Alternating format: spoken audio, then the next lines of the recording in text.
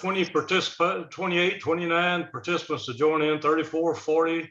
So those of you that are just now joining us, let me just say thank you. We appreciate you joining us. And Shawn and Steve, we appreciate you guys participating in this to help the Texas inspectors. And I think this ought to be a great class. I mean, we cut it to the very end of January, it seems like, but the reason we did this is because we started having so many questions come in about the report form, about the new changes and SOPs, and you know, how do I get the Word document to use if that's what they're using for their report form? So, you know, it's just a lot of questions. So we're trying to push this thing in, and that's the reason we don't have it as a TREC continued education class. So this does not provide TREC credit for those of you that are attending, and we're up to over 109 right now that's joined us. So welcome, guys. I would ask if you would give us a question, put it in the chat box, and we'll stop periodically and go through those questions if they're not already answered. So and with that, I'm going to say introduce to you Steve Rinehart and Shawn Emerick. Both of them serve on the TREC IAC board and have for many years. I know this year Shawn has stepped up to be the chair of that thing. And good luck on that, Shawn. Appreciate you stepping up, buddy. Steven's done that before. Of course, he steps backwards now. Yeah. He said, no, let somebody else do it. But hey, we appreciate y'all's work and appreciate y'all's representation at TREC. Yes, sir. Steven's getting ready to start drawing his pension. Yeah. His big TREC pension. All right. Well, Shawn, I'll let you start it off then. Okay. All right. Well, hold on one second, Shawn. I had one chat. Somebody said, is this for Texas only? Yes, this class is designed for the Texas licensed home inspectors that hold a Texas real estate inspector's license. You're more than welcome to join us and listen to it, but that is for a Texas class only. So right now, Shawn, we're up to 127 people still joining. So again, if you're joining late, welcome. We appreciate you being here. Shawn, I'll leave it up to you. Okay. All right. Appreciate it, Paul. So my name is Shawn Emerick. I've been inspecting in and around the Houston area since 1998.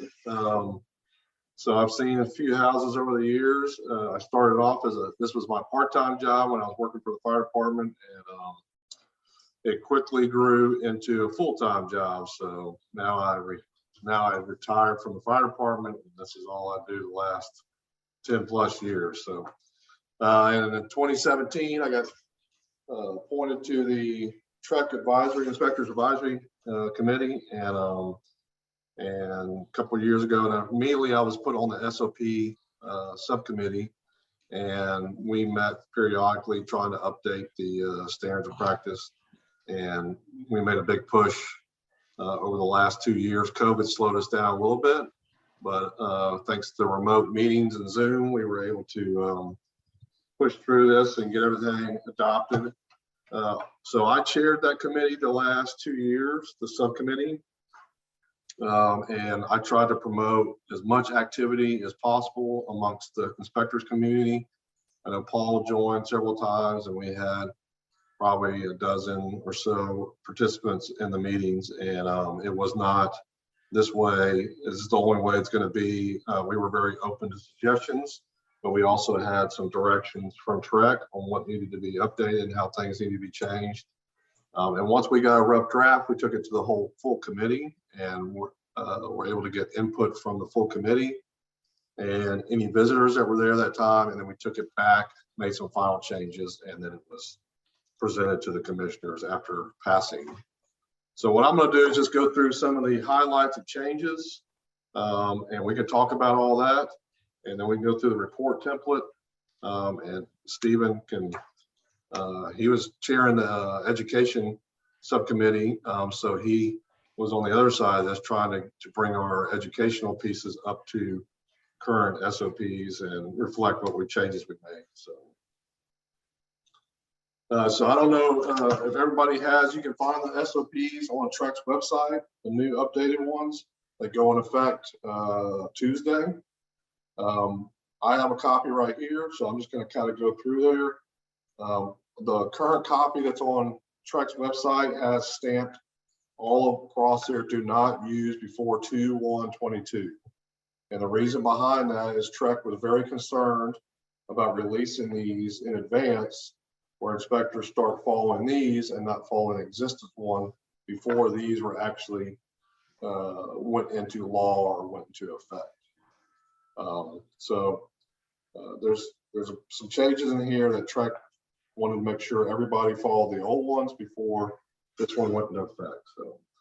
So just starting with the general provisions, we had some clarification in the required and reasonable appropriate tools to satisfy the requirements of the standards of practice. So we looked at that section that talks, section C, where we're just getting into the scope of what the standards of practice are and the general provisions, where it kind of lays out the requirements of the tools. And there was some kind of the back history on that is, and Stephen remembers some of these conversations where there were some inspectors disciplined in Texas for, I believe it was a dryer receptacle not being checked. And we had a lot of conversations whether that was a specialized tool or not.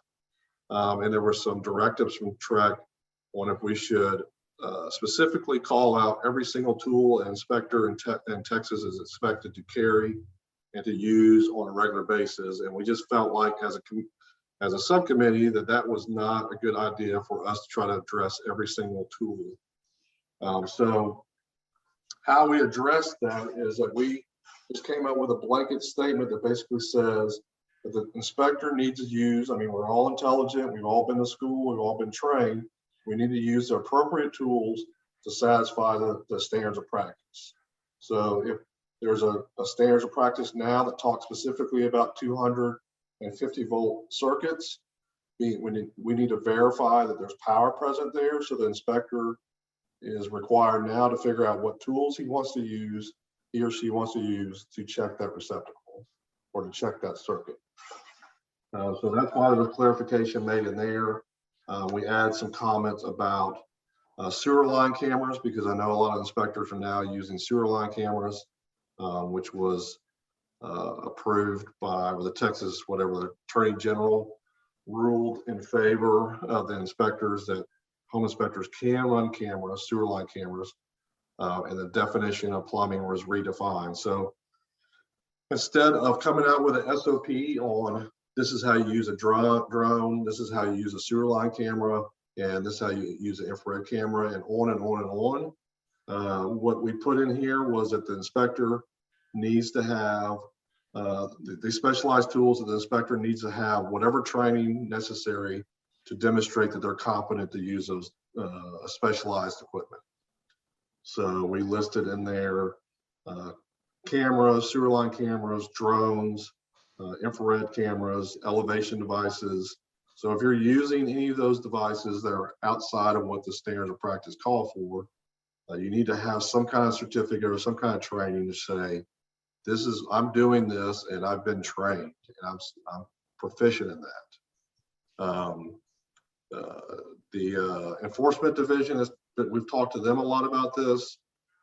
And if there's something, say for example, there's some kind of complaint generated for a drone, you were flying a drone, and a consumer generated a complaint to TREC about whatever you were doing with this drone, enforcement would want to see your FAA license showing that you have been certified to use this drone, that you have some kind of training and knowledge to use it. So that would be their baseline to establish that. So if you're doing sewer line inspections, please get some type of certification or training so you can demonstrate if anything ever comes up to TREC that you've been trained and have knowledge on how to use this sewer line camera. So that was how we kind of addressed all the specialized equipment, is by saying the inspector's smart enough to figure out what tools he needs to use, and if he has to use specialized tools, then they need to get training on that and be able to demonstrate that. So that was kind of the big section there. We add some definitions for gas distribution sections because we did add a gas section in the plumbing. For years, there's been lots of requests to gas section. Stephen, how long ago was it that gas was in the TREC report template? Was it? It was in, I know at least 20 years ago. Yeah, And then there was I was going to say about 8-10 years ago, there was some kind of reorganization of the form where we took out some things. If you've been around a while, you remember there used to be trash compactors and Yes. doorbells. yeah, When we took them out, it wasn't that you didn't have to inspect them. It just wasn't, on the report form. And right. gas was there. I think we had outdoor kitchen or cooking appliances. Yeah, and we had whole house vacuum systems. I think Yep. there was a line for that. Yep. So some of the things we realized, if it was something that 5% of the houses or less had, it probably didn't need to be in the report Right. form. Yes. Yeah, so that's what there was a feedback from a lot of different inspectors from around the state saying we don't know where to put the gas stuff. We tried our best to clarify where to put the gas. We have a gas section now. We attempted to take gas out of every section of the report and put it in the gas section, but there came back some feedback that, well, what if a specific component at the heater has a gas problem? Where do we report that? So we still left gas in a few sections of each individual appliance, but overall the gas was all moved to one section of the plumbing report. So so there was a little housekeeping on that, housekeeping on addressing the current standard report that's been revised, and we'll talk about that in a second. And then a lot of the other stuff was left the same. We clarified the departure provision. There was a desire to make sure that, take for example, if an inspector never checks a T&P valve, we wanted to clarify that inspector needs to be notifying the client as soon as practical that they're departing from that part of the standards of practice. So we clarified in the SOPs, just strengthen the wording. The wording was already there, but it basically says if the inspector routinely departs from an inspection of a component or system required by the standards of practice, the inspector has reason to believe that the property being inspected includes that component or system. The inspector shall not perform the inspection of the property until the inspector notifies the client or the prospective client that the component or system will not be inspected. So basically, there's just we just really want to encourage people, if we're not saying it's the end of the world. Like, let's say you don't ever get on 2-story roofs or one-story roofs. You just did not feel comfortable walking on 1-story roof. You do not want to get on a 1-story roof, and you will never get on a 1-story roof. We want to make sure that the consumer, when they hire you, understands that you're going to inspect the roof using a drone, binoculars, or whatever, but you're going to depart from the standards of practice and not get on that 1-story roof ever, or a crawl space. If you don't ever get underneath houses, TREC feels like the consumer needs to know that, so they can make a decision if they continue, want you to continue to do the inspection, since it is required by the SOPs. And that was pretty much a wrap on the general provisions. We have any comments or questions over that? Yeah, we got one question, I suppose. It says, can we move the report identification line to the bottom of the page? Let's see. Report identification line? We talking a footer? Or what are you talking about? I'm trying to find that too. I see it on the top of page 3 when we start into the structural systems. I don't believe you can move that. But we can get clarification from enforcement. Do you see what he's talking about, Stephen? You mean on the form? Yeah, on the form. Let me grab a form here. After you go through the first 2 pages of the form, the top of the structural systems, and every page after that, it says report identification. And I don't think you can move that. Hold on, I'm opening up a new one here. There we go. because the stuff on the bottom has to stay there, and I don't think you can, I don't think. Well, you're allowed to change the footer on everything but page 1. So you can put your own, and these are typically software driven. Right. So even though the example shows the promulgated by TREC on every footer, Right.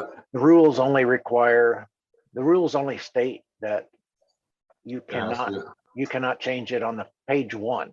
That's page 1, not counting a cover sheet. Right. That one's unnumbered. So Right. you can change. I don't know the report identification. Let me, I'm gonna write this down, and I'll email enforcement after. Yeah. So we may have 3 different types of answers. One we've already addressed and we kind of know the answer because we've asked TREC. One is, this is our opinion because maybe TREC hasn't addressed it, or one that, oh, that's a good question. And what we'll do is we'll give these answers to Paul, and he'll be able to post them maybe on the website of the answers that we find. I think I've got your answer, Steve. I think it's yes, no, maybe. Yeah. Well, as far as I remember it, the rules only, when they're talking about headers and footers, I think it only says footer, and it says footer on the first page. I don't know that there is a statement in the rules about header. Yeah. We'll get an answer for you on that. I got another couple of questions while we're on questions. Sure. So, does TREC define the competency required that is called in number 4 of the general provision? Does TREC define the competency required? That was discussed yesterday.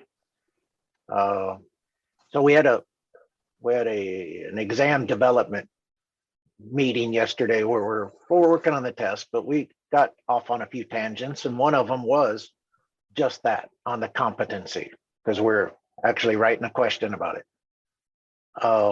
And attorney staff said that, there's no way you could really define, that moving target of what's considered competent. What they said is, if you're using any specialized equipment or procedure that's above the standard that is perceived as part of the inspection that we do, and that there was a list of those, it said just be trained and competent, be able to explain yourself if you were asked. Yeah. It might, if they said, well, if you'd said, I watched a YouTube video on how to run that thing, you might be on the fringe, and it's basically if you perform that procedure improperly because you weren't ever trained in it, there's your exposure. Not that something just went wrong and you had an accident, so they really just said it's up to you, and it's going to be on a case by case if there was a belief that you just didn't know what you were doing. And just to promote InterNACHI and TPREIA's membership benefits, you can go on InterNACHI and take hundreds of different tests to show that you're competent in performing septic inspections or water well inspections. So you can get certificates all day, and I require most of my inspectors to get on there and do that. So we can demonstrate some kind of certificate that we took a class and that we have an understanding of how a moisture meter works or something like that. So use that resource, because that's part of your membership you're paying for. Yeah, and you might find a difference between academically competent and proficient physically. So a lot of things you can learn, academically online in classes. They're just some things you just can't get around getting out there and getting your hands on and doing them. So don't be lulled into thinking I can just watch somebody do something. And it's kind of like flying a helicopter, wouldn't it, Steve? Yeah. Hey, I saw it on YouTube. Surely I can do this. Yeah. You taking off is easy. It's the landing part. You got to have equal number, takeoff and landings.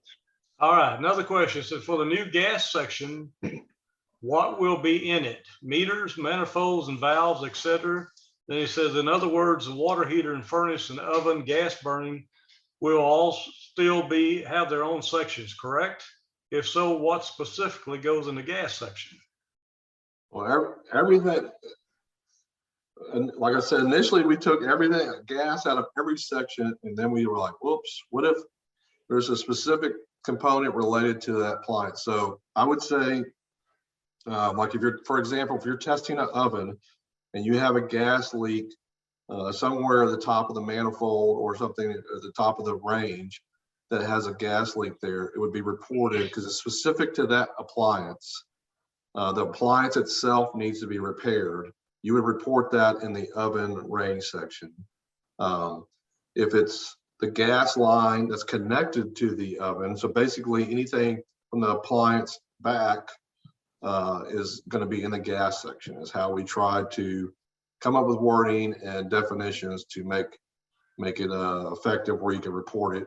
One thing where enforcement did say is, because we had a lot of concerns about this, if you report a gas problem that was close to the oven in the oven range section, and you don't put it in the gas section, enforcement was on several calls where they said, you're not going to be disciplined, or there might be some kind of like, we encourage you to do some more training or something on this, but they were basically saying there wasn't going to be discipline if you're reporting the problem and it ends up in the wrong section. If you put a roof leak in the plumbing section, that's probably going to be an issue. But if you're reporting gas problems and you can't decide where it goes, you can either put it in both sections or whatever section you feel most appropriate. But we felt like anything from the appliance back to the meter is something that goes in the gas distribution section. And that's why we laid out the definition that's in there on the general provisions number 7, defining what the gas distribution section system is. And So that's we've got probably, We put it on that report if we have a leak or something. yes.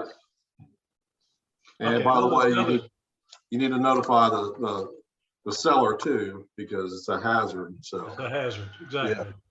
Yeah.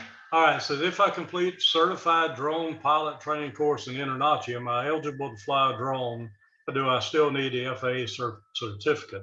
And I will answer that, absolutely you will. Right. Yeah, enforcement has said that even specifically. Yeah, so if you're flying a drone out on your inspections and you're not licensed to fly that drone and something happens on that inspection, or the neighbor decides to turn you in because you're flying a drone, then you just opened up a can of worms for yourself. Yeah. Another question is that, can you show a sample of the first few pages of your new report? I have it right here. Do you want me to share my screen? I don't know if I have that. Yeah, you can. Okay. Let me see how I can change this. There it is. I got There it. you go. So this is the new report. Basically just has a cleaner look, and all this, the old report just had paragraphs and paragraphs and paragraphs. We tried to, with staff's help, TREC staff's help, put this into a concise, more readable document. So we put headers in here: responsibilities of the inspector, responsibilities of the client, so that because the client needs to understand that they have responsibilities in this transaction too. Some of the limitations, and then we have this notice of hazardous conditions, which was in there last time. Again, just made it more, try to make it more concise and readable. And then additional information, and this is a section that the last question was about, that we're going to check with enforcement on. If this can be removed from the top and moved to the bottom. Shawn, can you go to that gas section on plumbing for me? There we go. Can you zoom in a little bit? Yeah. Everybody can see it? There you go. Okay, I had a question. So how would you describe type of gas or water distribution types when the distribution may change to multiple types in the house? Yeah, We have been reporting all the different materials we observe. So just like anything in TREC inspection, it's whatever you can observe without, causing damage to the property or, dismantling stuff. So we see black iron pipe coming in the wall and outside the meter. And then we get inside the house and we see CSST running around parts of the house.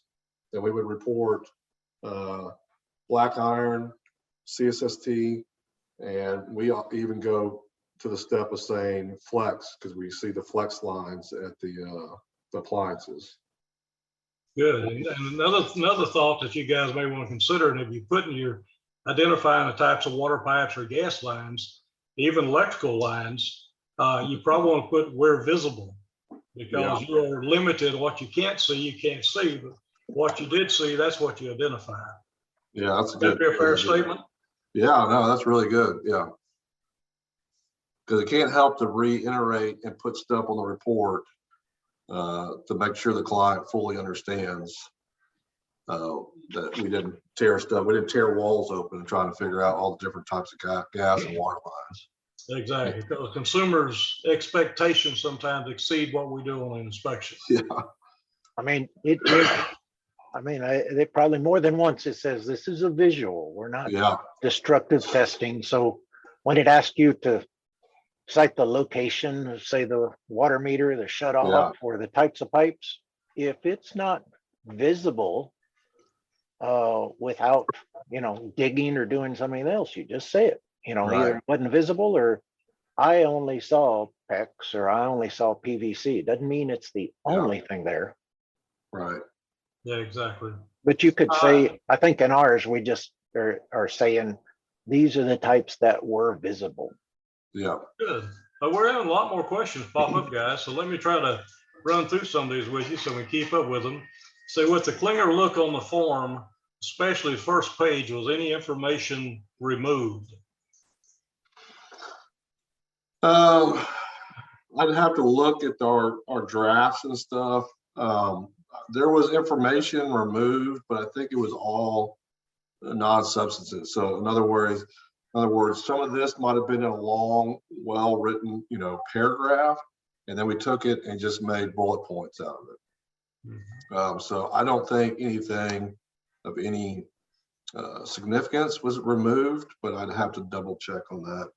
I think some of that is probably what we call the OP1 or the things that are quote not grandfathered, those list of is it 9 or 11 things on the next page. Right. Those are still the same. Yeah, all this. Yeah, that list right there. Yeah. And those, if you've got a pristine showroom 1942 house, probably every one of those are going to be there because we're there to inform the consumer of things that are not there that are safety related that they would get if they were buying a new house.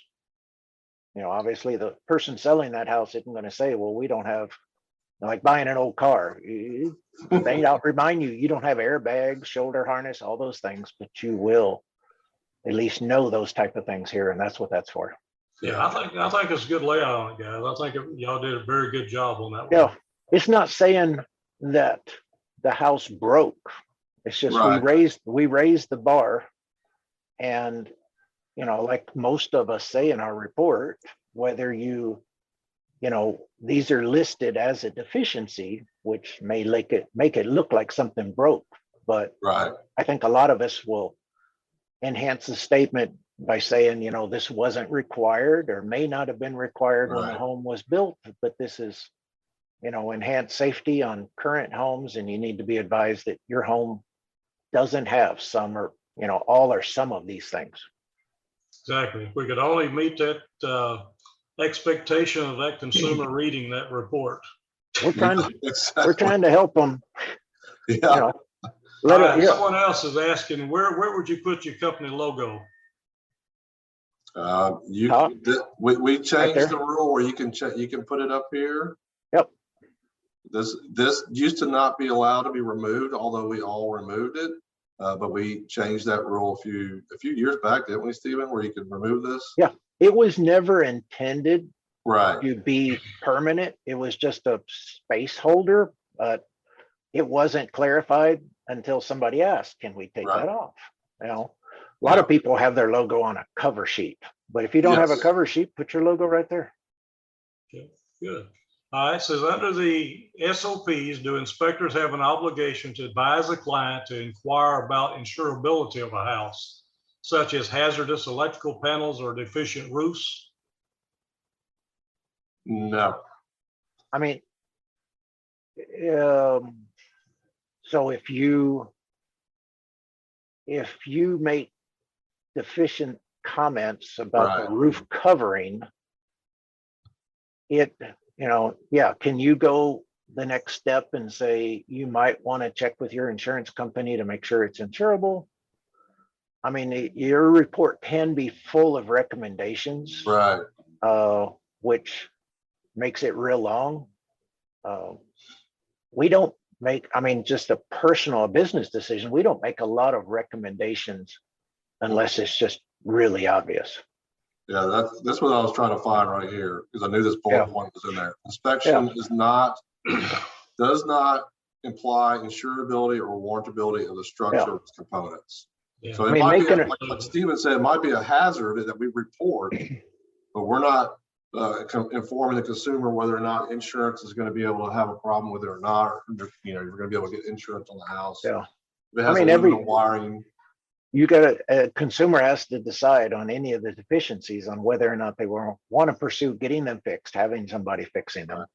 You know, you could say, and I see it all the time, you know, the roof covering is worn and recommend consulting a licensed roofer. Well, I think a lot of people have misnomers about who's licensed in Texas. We only got electricians and plumbers. Everybody else is free range. So, Yeah. you know, when you say licensed and they search out a licensed person and they don't exist, that kind of confuses them of why you're telling them to do it. Kind of puts eggs on your face too if you don't know the correct answer on that one. Yeah, one of the things I always ran across was when a house has a wood shingle roof and they cover it up with composition. Yeah.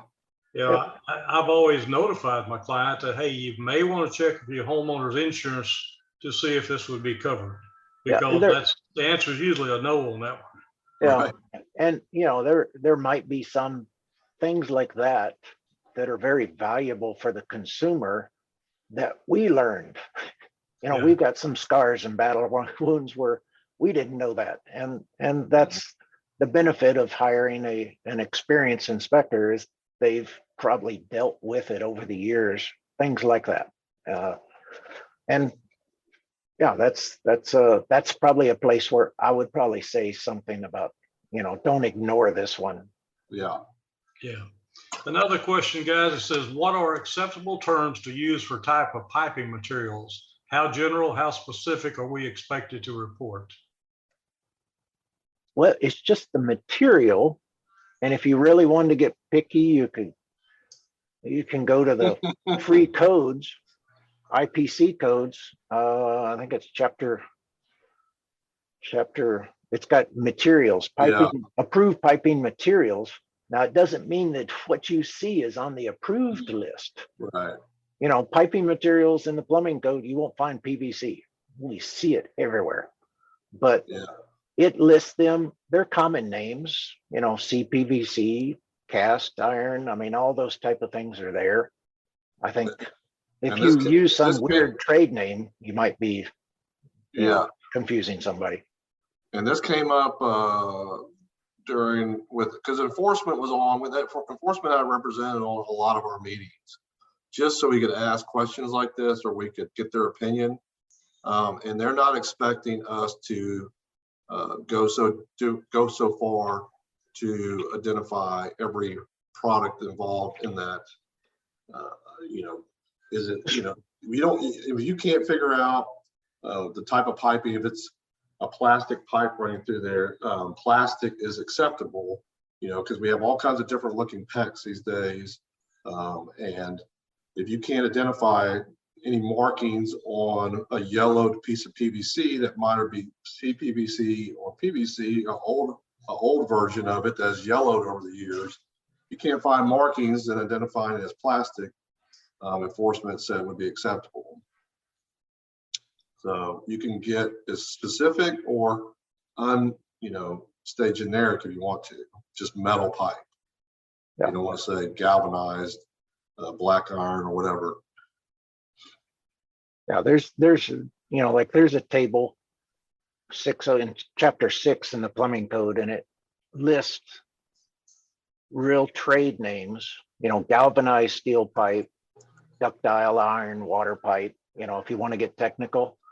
But for the most part, just, the names that we use every day, I saw PEX or I saw plastic. The idea is give the client kind of an idea of what all's in his house. Mhm. Yeah.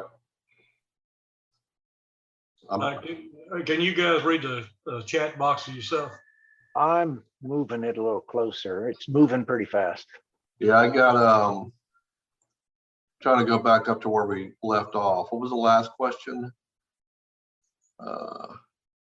Company logo, obligation to advise the client, what acceptable terms. Yeah, we were on that under the SOPs, do inspector have to talk about the roof and everything else on it. Yeah, there's several of them there, plastic pipes. Y'all kind of pretty well identified that. All the plumbing, let's see. We know we can change the report on that, that one comment there. And then the next one, can you provide an example of deficiency with gas appliances be required to be reported under the new gas section of the report? If there's already a section in the report specifies gas appliance furnace, I think you answered it already, but if you want to clarify it, Shawn, go ahead. Yeah, it's just the reason we got plugged back in there, like if there's something specific, like this, for example, with the fireplace. I'm pulling up the fireplace section right now. But if you have a gas fixture installed in the fireplace not associated with a gas distribution system, then you will report that deficient. So if there's a gas specific to the fireplace problem, then you would report it in the fireplace section. If it's from the valve back, basically, then you would replace it. You would report it in the gas distribution section. So, okay. Here's one. So in the SOP, it states that it is not required to test the accuracy of a thermostat, but inspectors are required to check the delta T between supply and return temps. Since there is a range of delta T temperatures that would indicate if it's acceptable. Isn't that, let's see, where we go? Isn't that checking the thermostat?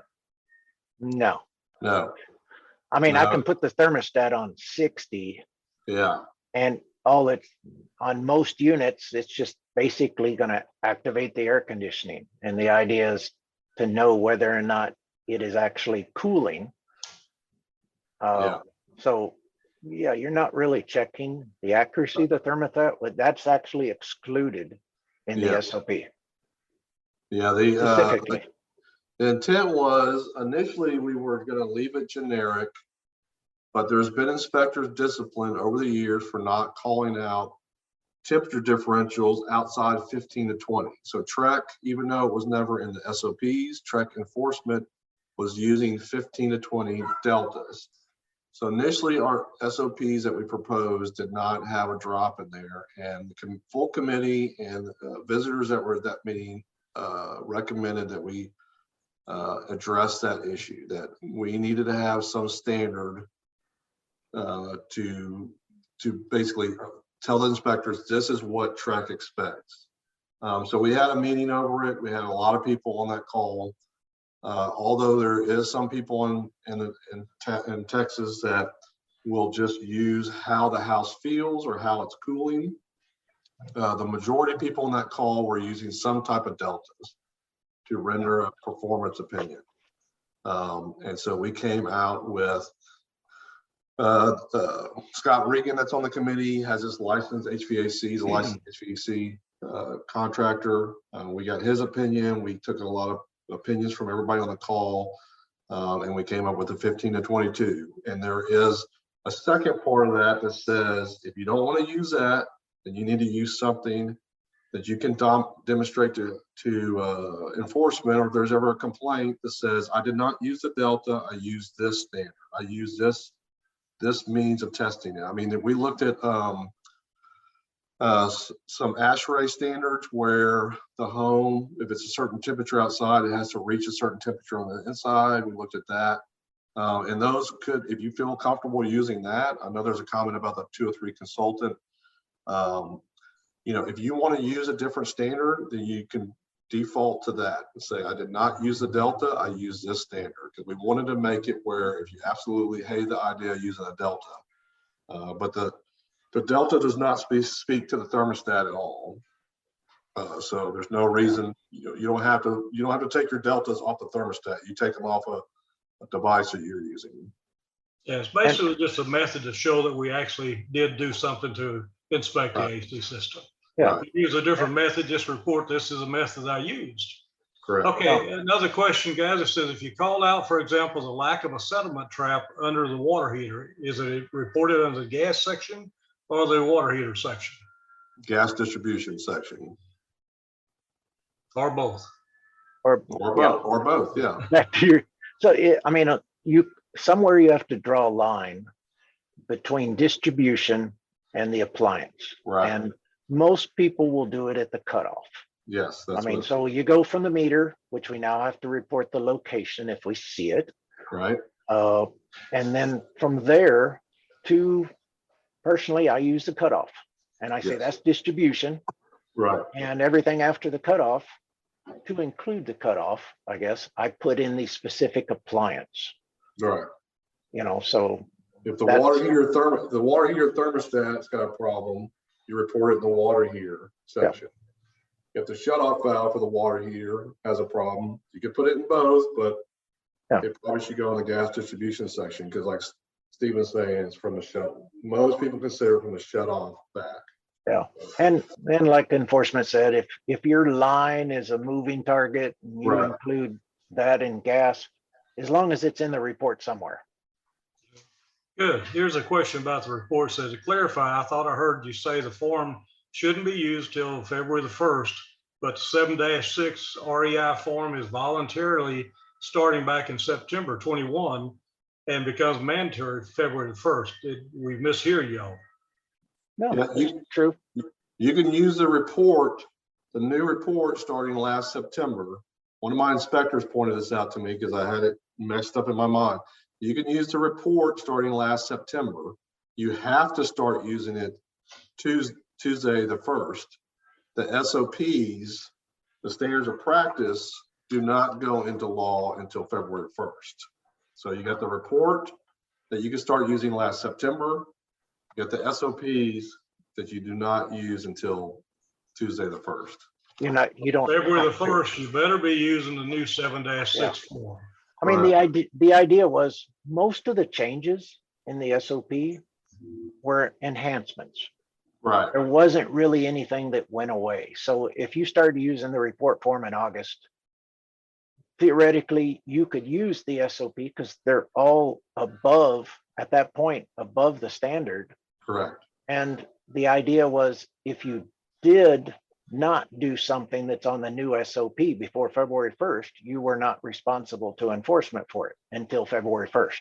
Right. So I mean, a lot of the stuff on there, recording water pressure, or no, water pressure over 80 wasn't in deficiency. And it's still not today, till Tuesday. Most of us did. So we were doing the new SOP. We've been doing the new SOP in some areas for 20 years. Yes. So now, yeah, we've been in front of it. Now we slowed up, and now the SOP's beating on our heels. It caught up with us in a lot of areas. Yeah. Changes. We just love those, don't we? Well, I mean, a lot of it came around in the change. You know, when we look at the SOP, we look at each other and it's like, what is it that everybody is already doing, or 90% or 80% of the inspectors are already doing? That's a good idea that we might as well go ahead and corral the other 10 or 15% and make it a standard. Yeah. I don't know that there's anything in the new SOP that nobody's ever done before. Right. Yeah, nothing really unusual about it. No, most of the guys Here's that a have been question. doing it. Yeah. So would you check a log lighter valve in a fireplace if the key is present? I think they're saying, would you light the fireplace, if I understand it right? Yeah, I mean, Don't have to. yeah, you got to somehow demonstrate if it's performing. But we kind of leave, that's where it comes into the specialty tools, which you have to determine, let me go down the fireplace section, how, if that device is working. Well, we're not required to light pilots or anything Correct. like that. Right, Some insurance companies frown on us lighting a fire right, in the inspection. So on a gas fireplace log like that, I'll usually turn the valve, see if I've got gas. I won't Right. light it. correct. Yeah. Yeah, so the fireplace, here's what you're required to report is deficient in the fireplace chimneys. Build up creosote in accessible areas of the firebox and flues, present in combustible materials in near proximity of the firebox opening, the absence of fire blocking at the attic penetration and chimney, or accessible deficiency in the damper, hearth, gas fixture installed in the fireplace not associated with gas distribution.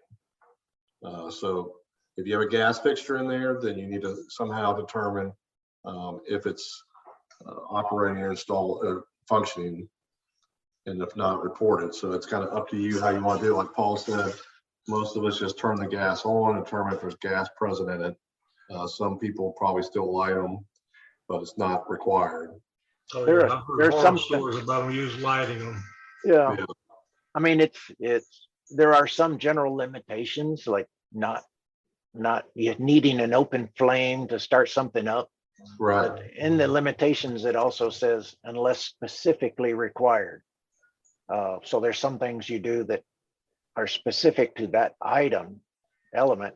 That's but yeah, do you have to light things?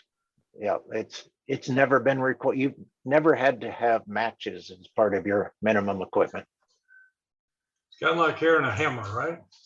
No, some of them have electronic ignition. Okay, that's a little different. It's just you don't have to apply an open flame. Well, if I'm Right. doing a clicker on a stove, I mean a clicker on a stove or a fireplace, I'm not applying an open flame. It has an Right. electronic ignition, maybe manual or automatic. Yeah, That's exactly. different. Yeah, I like the remote controls myself. Yeah. As long as you carry batteries for Someone's them. asking in 503.5.231 SOP is it going to revise the required documenting of the location of a gas meter and type of gas distribution piping material? Is it revised to require? We do have to say the location of the gas meter. That is a new thing. Where's the gas section there, Shawn? Right there. Yeah, And the location gas location of the, piping material. yeah, it's similar to the water section. Location of water meter, location of gas meter, type of water piping, type of gas piping. Yeah, and this came from the inspectors community adding this because we felt like the people that were on the call felt like it would be important. It's important for the consumer to know where these shutoffs are, even if they're not going to operate them. You know, most consumers are not going to operate a gas meter, but it's good knowledge to know where your gas meter is in case you have some type of emergency or something, or someone needs to know where it is. We also talked, there was questions that came into TREC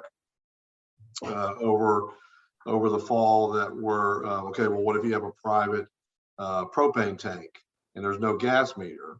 Well, some of those have metering devices on there, so you can report the location of the metering device. But like Stephen has said all along, if there's no meter or you cannot locate a meter, you just report that. Unable to locate, not present, however you want to report those situations. If you're inspecting a house with a water well, don't have a water meter. Right. You just say it's not present or not visible. Right.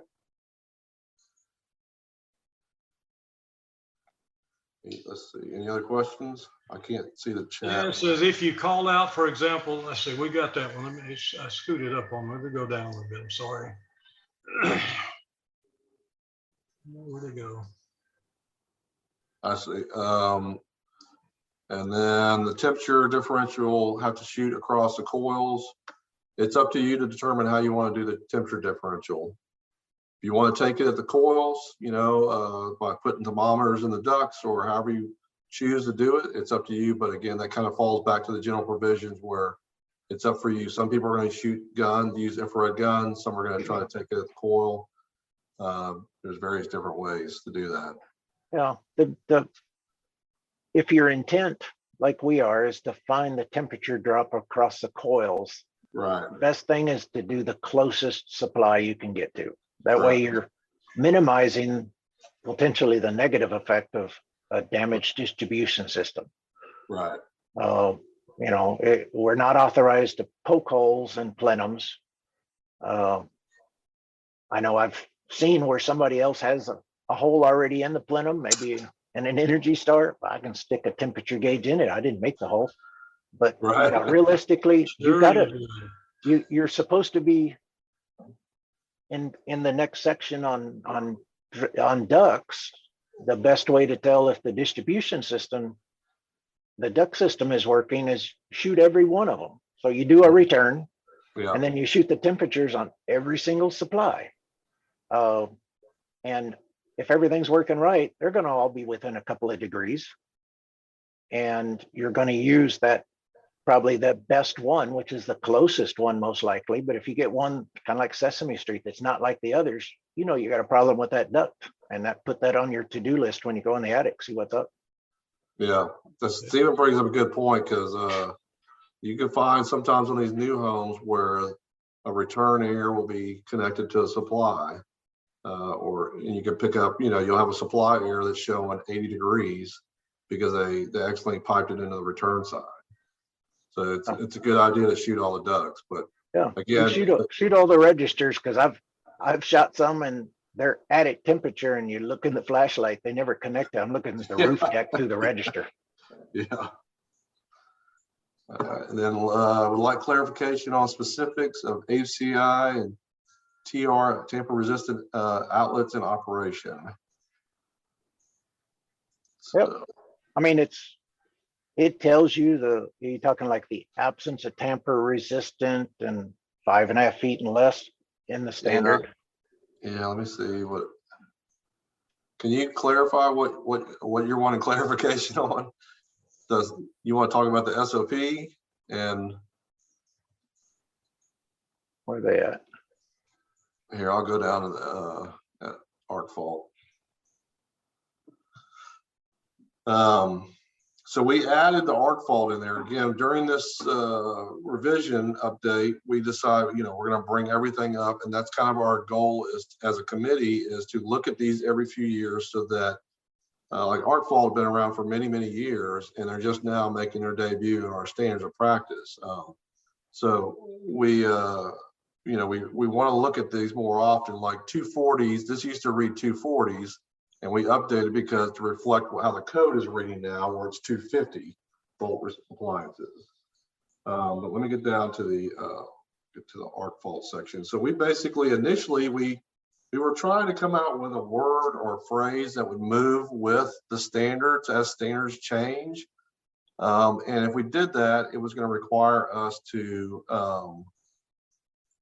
basically adopt a code, say, well, this is the code that we use as TREC. So we, you know, initially we took it to the committee saying it was generic. It was very, the AFCI, GFCI was very generic, and we were trying to let it flow with the standards. But we felt like that full committee and visitors felt like that we should specifically talk about the location. So we just basically copied word for word. So here, like the smoke detectors and carbon monoxide detectors, we copied word for word out of the current IRC. And same with the ground fault protection, all that was taken word for word. So here's the arc fault, the absence of arc fault polling locations, and we took these all out of the current code. And the arc faults were there once before. For a little while, we took them right back out. Yeah, correct. Little ahead of its time. Yeah. Again, like, you know, testing, you know, making sure they're working. It's up to the, you know, manually test and install an accessible smoke detector, but we're not telling you what device you have to use to test them. So let's see. All right, we got the Does that answer the AFCI question? I think you probably did. If they got more, they can come back with on the chat with us again. All right, someone's asking, does static water pressure have to be a specific number or in a range? Well, like Steven said, you know, we used to have 60 to 80, and then a lower number, then both numbers got pulled out, right, Steven? I don't know that it was ever there. If it did, it predated me. I Well, know 60 to 80 was in there when it first came in there because we deal with low water pressure in Houston all the time. And so, no, I think Was it 40 to 40 to 80. yes, 40, it was plumbing 40. code. 40, Yeah. you're right. 40 to 80. What is that right, Yeah. Paul? Yeah, 40 to 80 is what's been normal on it. Yeah, and then they took it out. Now it's just anything over 80. So I mean, obviously, if you have low water pressure in the home, you're going to report that, and that's in other areas. But here's what we're talking about specifically, and they're saying so the range is, it can't be over 80 when you take a thing, or you have to report it deficient. With your highly calibrated rain soft gauge. Yeah, Yeah. your So dollar, so $12 gauge. the idea, and I've tested, I put 4 brand new brand gauges on a 4-way splitter, and they vary 10 degrees. So, Yeah. but the idea is the low side should be caught with the flow test of two fixtures simultaneously. Yeah. So you may, you know, because of low pressure, now that we have these ultra low flow fixture ends, you know, like on faucets and stuff, they might still perform at 40 or below 40. Yeah. Back when we had you know, the 25 gallon a minute shower heads, you might have a problem. The simple thing is run the shower and flush the commode. The water drops, somebody's gonna be upset at you. Yeah. Yeah. If you got the shower running and you flush the commode and it kicks out of the shower mode because there's not enough pressure for the diverter, you got a problem. Yep. And you're gonna hear about it. Yep. Okay, changes were made to the electrical section, branch circuits, connected devices, fixtures concerning bonding and grounding, specifically for appliances and metal pipes. So provision was added. Let me go down here. Added to the new gas section requiring the inspector verify bonding of the gas distribution system, but there's no mention about verifying it. I keep losing my mouse here. Let me find it again. The gas distribution system, but there's no mention about verifying bonding for metal gas or metal water distribution pipes. Can you elaborate? Why was this changed? Well, the bonding for the gas lines primarily has been generated out of the CSST. Was when the CSST recommendations came out, whatever years ago, about the bonding. That's when I think it started creeping into our standards. We talked to enforcement again during our meetings.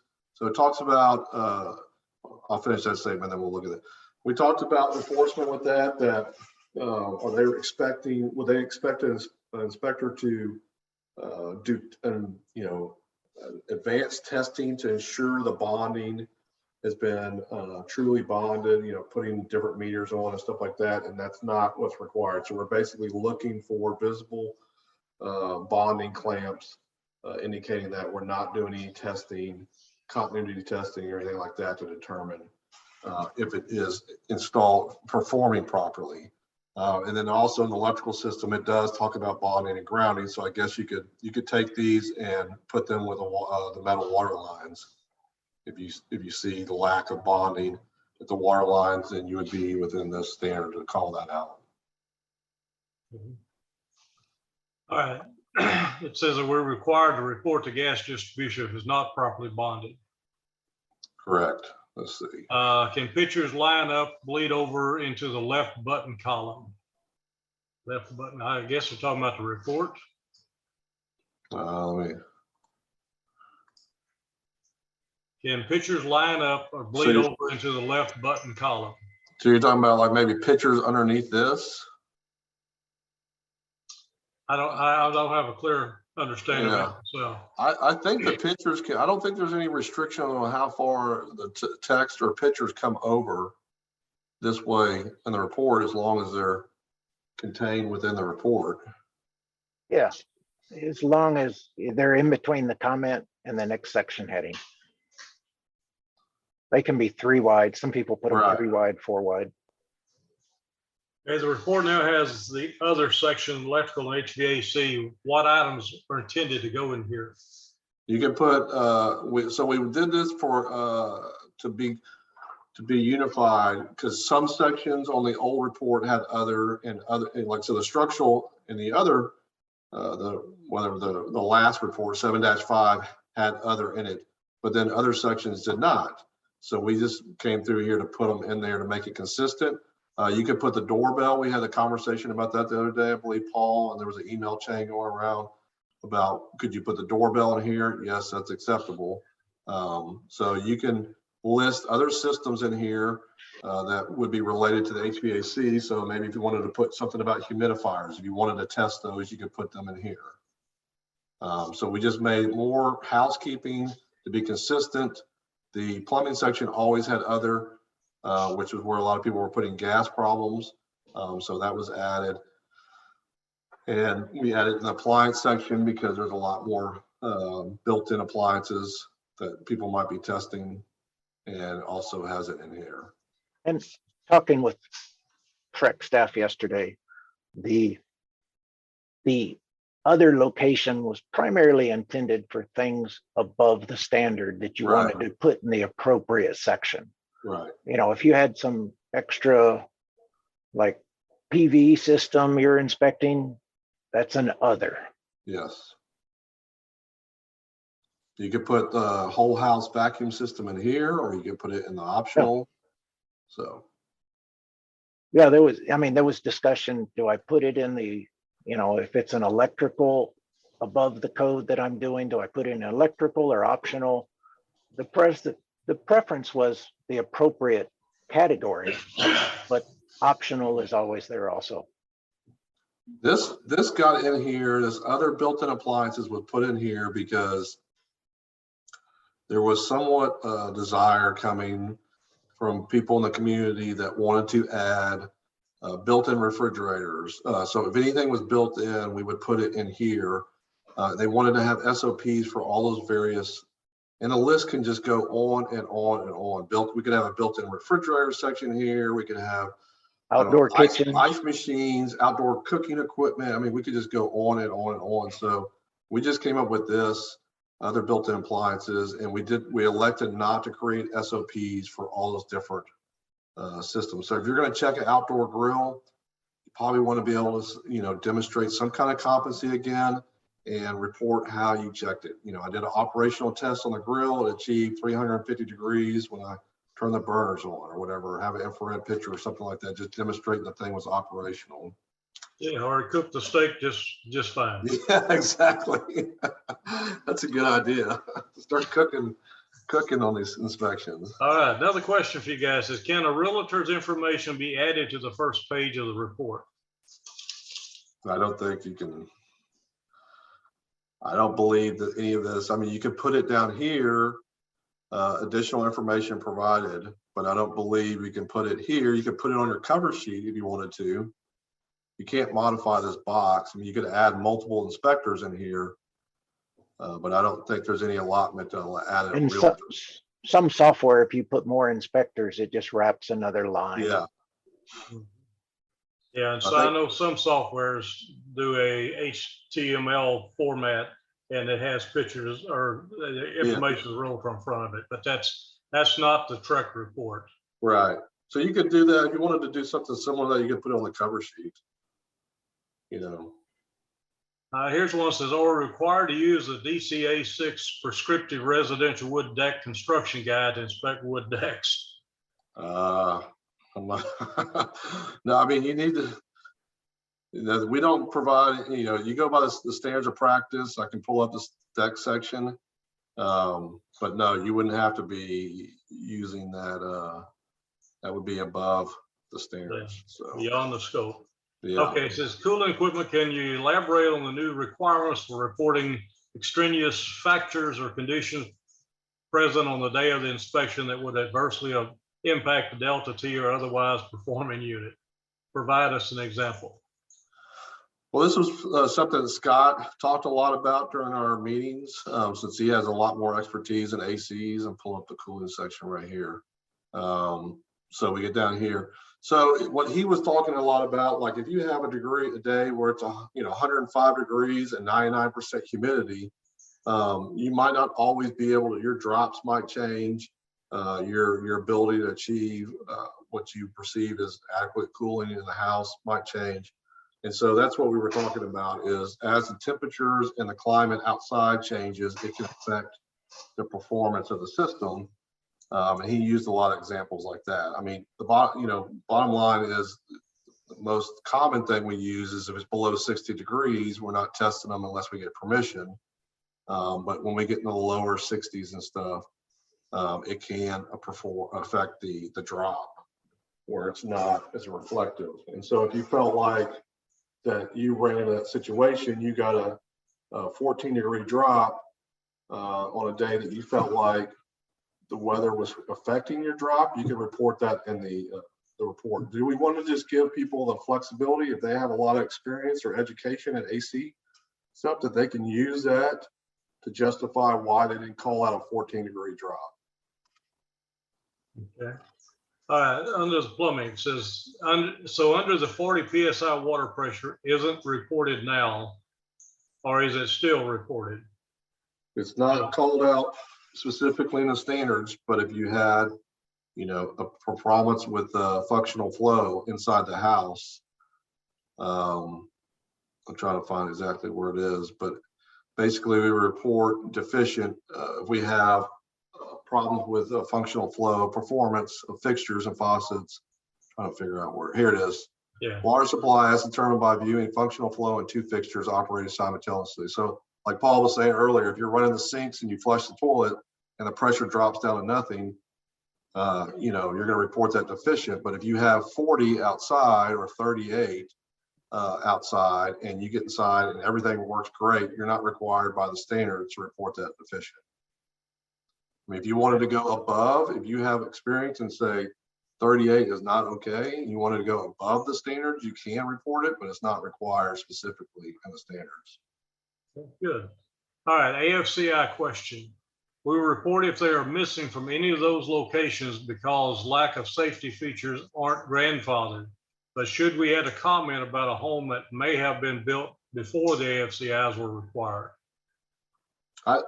You don't have, you're not required to, but I think it's not a bad idea to do that. To maybe, like Stephen was saying earlier, maybe notate that this home was constructed. If you're doing like we go down to Galveston, we do houses in Galveston that are 150 years old. None of that stuff even existed. So reports are littered with it, but we usually have a conversation and make some verbiage in our reports that a lot of these standards were not around when this home was built, and we're just informing you that there are some options out there for. Good. Shawn, I want to tell you, we've got 163 people online with us doing the webinar. I think that's outstanding. And we're not getting to your presentation on it, but we're getting a lot of questions answered. So I hope you don't mind the questions being popped to you. No, it's fine because we're bouncing all around the standard, so we're covering everything anyway. So it's perfect. Good. All right.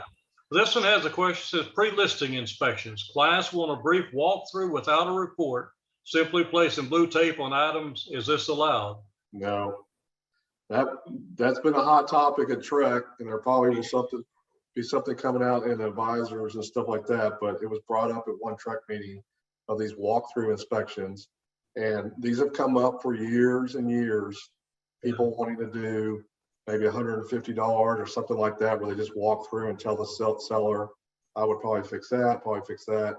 If the house is going to be involved in a real estate transaction, you have to follow the SOPs and generate a report. Yeah. Even on a pre-listing, if they say I'm thinking about listing it, well, then it gets a TREC report. Yeah, they call you and say, I just want to know what's wrong with my house. Well, you can do whatever you want. The house is not listed, and they just want you to walk through with them, and it's not listed, and they're not mentioning anything about a real estate transaction. There's no realtor there, realtor sign. We just want to know what's wrong with our house, just part of maintenance. You can do whatever you want. Yeah. All right, if the other section is not used, can it be deleted from the form, or is that considered alteration of the form? If the other section, in other words, I guess the bottom of each section where it says others. Well, I know, Stephen, do you have an opinion about that?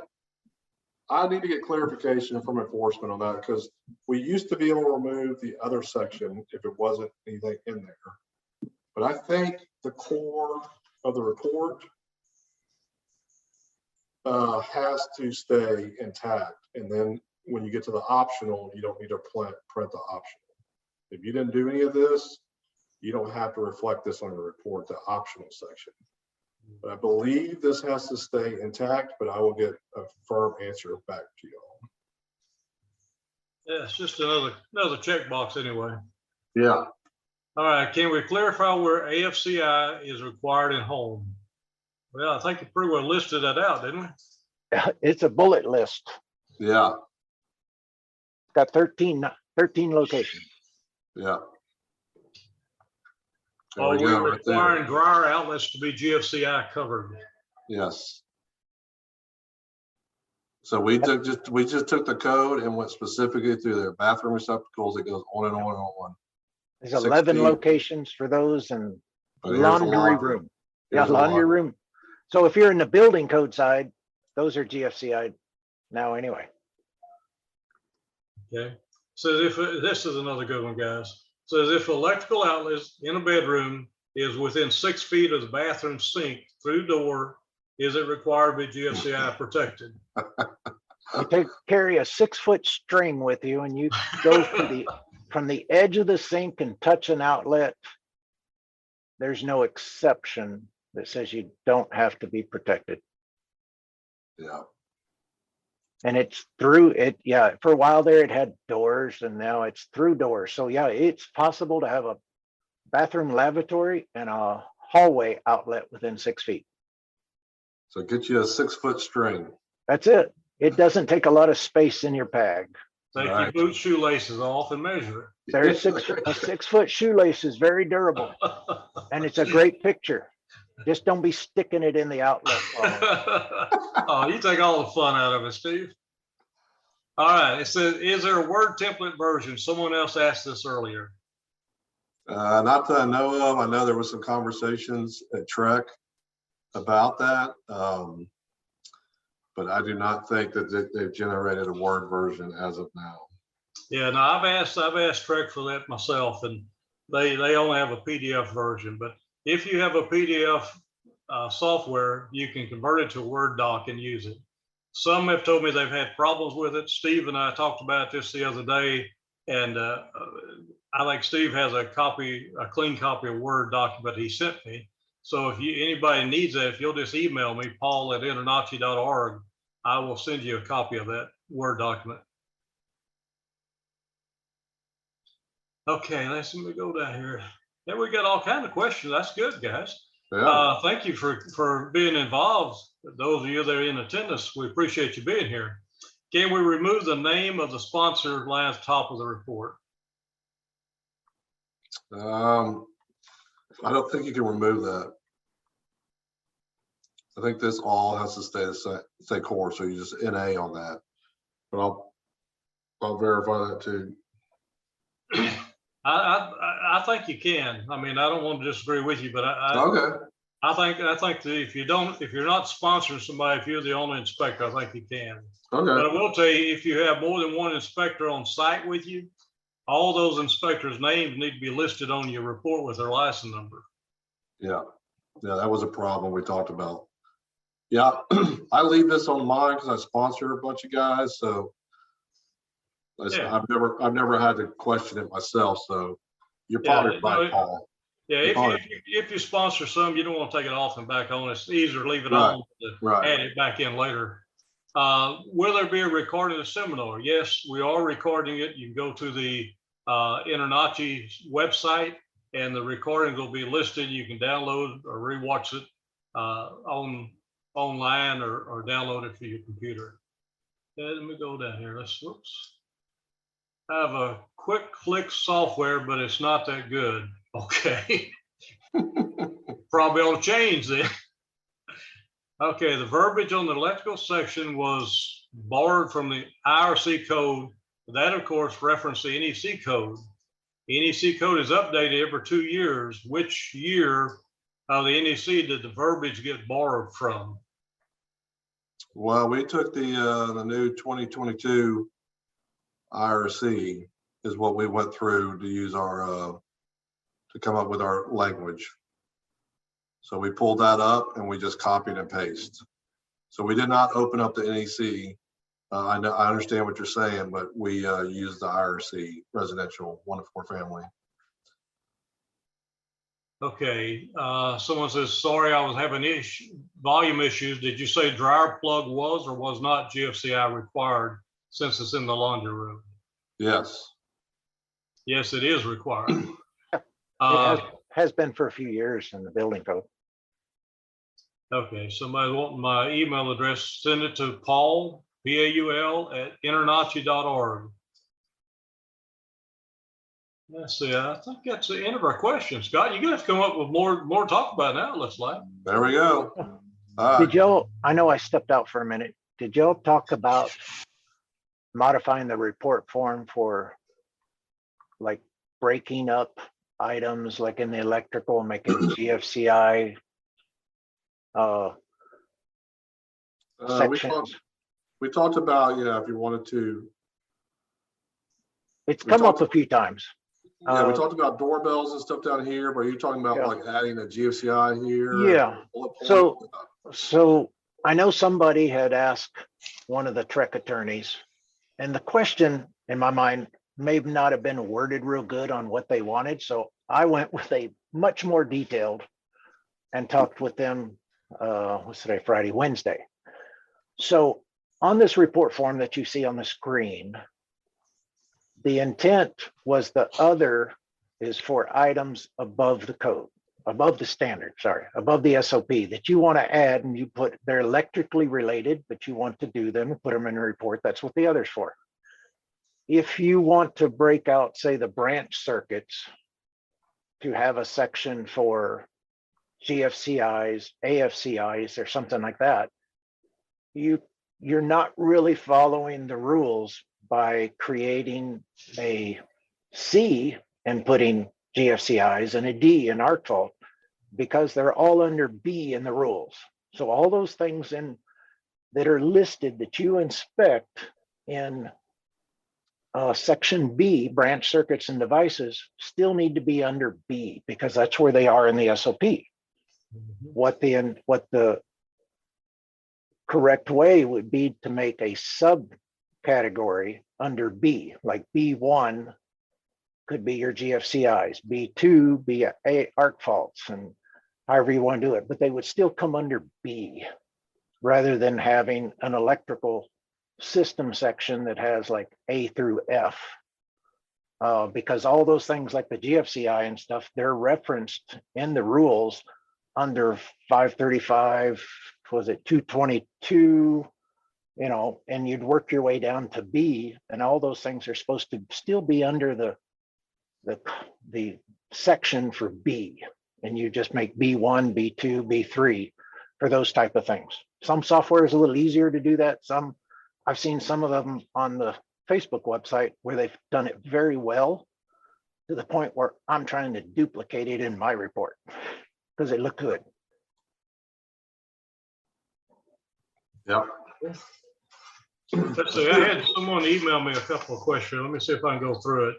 Said they're probably answered, but obviously any information you share about what is really expected for gas piping maybe help with some verbiage. How detailed we expected to cover? Are we supposed to know what type of shutoff valves are acceptable? Or does this now open us up to more liability or finding proper bonding? Sounds like disclaimers may be more important. So I've heard talk about new and different kinds of CSST with some not needing to be bonded. And wording on tamper resistant receptacles seems difficult. Almost sound like we would have the entire house as deficient, such as receptacles under kitchen cabinets or mounted receptacles under the eaves or in the garage ceiling. That's a loaded bunch of questions for you guys. Yeah. And you know, if you're routinely inspecting in a neighborhood that's built in the 50s, you're going to have a lot of those things, because the consumer kind of does need to know there's no GFCIs in this house. There's no Right. smoke detectors, smoke alarms in this house. You know, and the idea that you give them a clean report might be a little, you know, false sense of security. So you're addressing those safety items. And tamper resistant. Yeah, anything below, the idea is 5.5 feet they used. I figure if you can reach over 5.5 feet, you're probably old enough to know not to stick the bobby pin in the outlet. I So wouldn't guarantee that one, Steve. No. I agree with Paul. No, it's so a lot of those things we have dealt with. I don't know how many times I've explained why an electrical panel in a closet's a deficiency, because I know they're not going to move it, but I just want them to know it's a hazard. It's listed as a hazardous location, and if they want to know, here's why. So And the consumer might not move it, but they might not store a bunch of stuff right against them. You know, yeah, once you give them that knowledge. well, the idea is you give them a report, it lists deficiencies of things broke. It also lists deficiencies of things that are a hazard that, Right. you know, do they want to accept all those hazards? Right. If they do, if they're acceptable, then fine. You know, we've done our job. We've provided them the information to make a decision on buying the house. And part of the you need to understand that part of the desire of TREC is to, or goals of TREC is to represent and protect the consumer.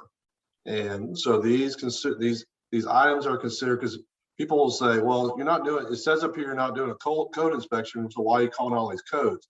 All the codes that we typically talk about are safety items that TREC has taken a stance that they want the consumer to understand.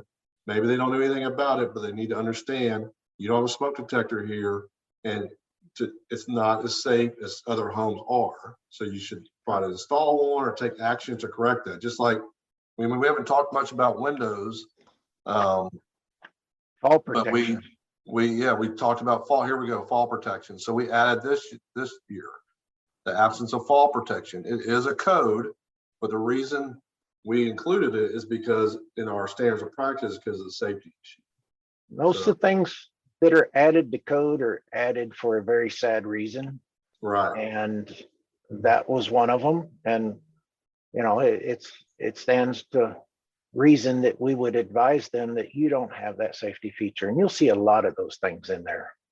And to say, yeah, this is not a code inspection, but it's obvious to anybody. You study the code to take the test, and you know, water heaters 18 inches off the ground. We just didn't pull that out of our back pocket. You know, it's obvious. We use the code as a basis on whether or not things that, you know, that we all determined. I say we all. A lot of these have been here a long time, and they're probably a mix of things that people on staff thought we should have, although they don't have that expertise. It's the old committee members.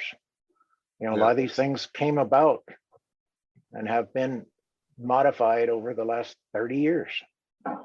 And, you know, like Steve's talking about the water heater, this, the temperature failed to operate. So this comes up every time we look at the standards of practice. I'm not a fan of testing these, but the bottom line is me as the chair, this right here. We're there to know if it's not working. Right, and me as a committee member, it's difficult to tell the commissioners or TREC or anybody else, yeah, we need to take this out, you know, because granted, a lot of them leak after you test them, and there's difficulties in testing them. But if one of these tanks fails because these valves aren't working, it results in a lot of bad things happening. And so that's why this continues to stay in there, is we can't bring ourselves, you know, every time we've talked about this, we talk about removing it, and it ends up back in there. It's kind of hard to argue. You don't want to test something because it's going to fail, and you know, that's the whole purpose of the home inspection, is to find things that are not performing Right. so the client knows. And to say, I don't want to test something because I know it's going to break, or it was broke. I identified that it was broke. There's a big difference. And We've all broken things. We've also discovered things that were broke. and if you don't test them, You don't know. if you do not text them, there is a way to depart from that. That's TREC has said. You can inform the client in writing, or however you want to do it, as soon as practical, that I do not test T&P valves.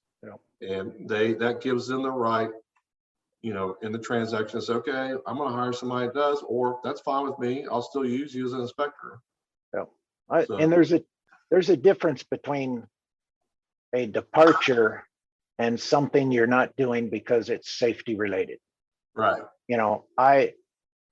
I know I don't walk on 12 pitch roofs, but it's not because I don't like roofs. It's because I don't like hitting the ground. It's not safe. So you may have things that you never do that 9 out of 10 inspectors do. Now we've got a departure that you probably need to tell the client. Right. If you line up 10 inspectors and none of them do it, so the difference is are you departing because you don't want to do it, or are you departing because it's not safe to do? Correct. If it's different if you show up to a house and when you drove there wasn't anything you were expecting to not be able to do, and you showed up and there's something you can't do. That's a departure that you tell them as soon as practicable. If when you're driving to that house, there's something in that house that you never do, that's the one that you have to advise them and make sure they know, or you don't start the inspection. That's the new change, is if you have a departure that you routinely don't do, and it's not because it's unsafe, it's just you don't like to do them, then that triggers the advise before you begin the inspection. So they have an opportunity to say, 9 out of 10 inspectors do that. I'm going to reach out to one of those other 9. And that's all that was for. Yeah. I saw a question where reflecting on the walkthrough inspections, what part of the standards, this is some of it right here, where it's talking about when the standards of practice go into play, and requirements for a real estate inspector conducted on a 1 to 4 family dwelling. The downside of having a license Yeah. is if it's part of a buy or a sell and you're licensed, you're going to be hard pressed to go do a walkthrough inspection. And because you're an inspector, you're at the house, you're inspecting. Now, it doesn't say you can't do a report and just have lots of NAs. Right. That's a good point. That's a good point. Yeah. But to walk through and write up your notes on a paper towel and give it to them, and that's it, you're probably opening yourself up for trouble. Yeah, it's just that was the good old days, guys. Yeah. You had to have good. Like Steven said, if you just want to go check the foundation, just NA on everything else, and you put why you didn't check it, and you just report to the foundation only. That's all they hired me for. Now we came up with a single item primarily for the Chinese drywall guys years ago. Yeah. Where we kind of carved a niche out to where you could do any one of the major items and not required to use the report. And you could have your own letterhead report. And you have that little footer that says, this is not a full home inspection, in case nobody's ever seen one and they don't realize why you're not making comments about the foundation when you're out there looking at Chinese drywall or roof. Right. Good discussions, guys. Thank you. Yep. Several questions popped up here. Shawn, Steve says, is the SOP that's effective February the 1st, is there a copy that we can download? Yeah. Where do they get that? It's on the website. TREC's website. It's on the TREC website. Yeah, it has a watermark on it, but that's going to come off. That comes off Monday night. Or if not, or maybe Sunday, Tuesday. Yeah, Well, Mr. Tony, I think said, Monday night, it'll update. All right, yeah, I got a question text to me. It says, ask Steve and Shawn to clarify what Shawn said about AFCIs being grandfathered. Do we report the lack of these as deficient per TREC? Yes. There's always been the concern of grandfathering life safety items. I grandfather 2x4 rafters if they're performing. A lot of things are performance. Life safety, these are not performance per se. So you've got a list of absence for arc faults. You have a list for absence of GFCIs. And the lack of them in that area is a deficiency. Not that anything broke.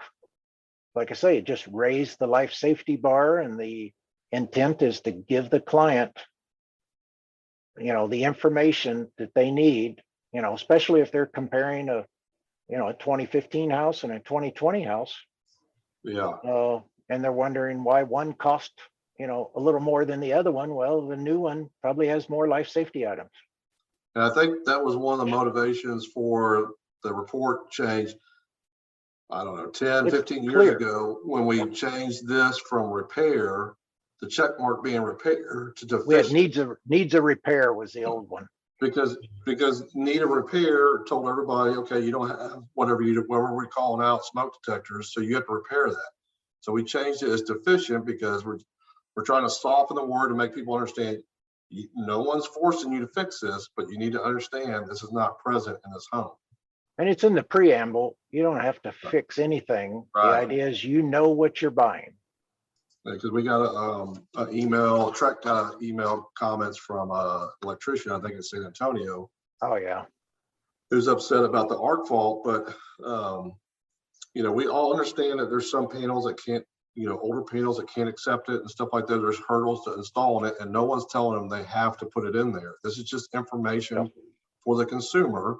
And it's probably in your best interest to have a conversation with them about this so they know, hey, there's a hole in the house, there's going to be some code stuff, there's going to be some safety stuff that comes up.